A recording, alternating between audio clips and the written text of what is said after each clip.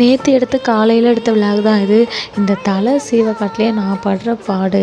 ஐயோ, எனக்கு தலை பின்னுறதே எனக்கு சுத்தமாகவே எனக்கு பிடிக்கவே பிடிக்காது. அப்புறம் ஷால் நேற்று பின் பண்ணிகிட்ருக்கப்ப என் ஹஸ்பண்ட், இது மாதிரிலாம் ஷால் லாங்காலாம் போடாத, வண்டியில் வரும்போது அது மாதிரி மாட்டிக்குன்னு சொல்லிட்டு அப்புறம் இது மாதிரி எடுத்து பின் பண்ணி போட்டுக்கிட்டேன். இதை பார்த்ததுமே எனக்கு ஸ்கூல் ஞாபகம் தான் வந்துச்சு. அதுவே ஒரு ஸ்வீட் மெமரியாக போயிடுச்சு.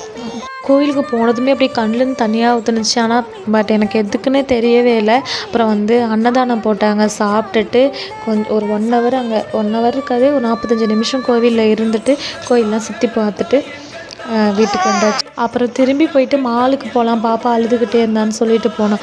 அங்கே போய் மாலில் போயிட்டு டிக்கெட் இருந்தால் தலைவன் தலைவி இல்லைனா கூலி படம் பார்க்க போகலான்னு பார்த்தோம்.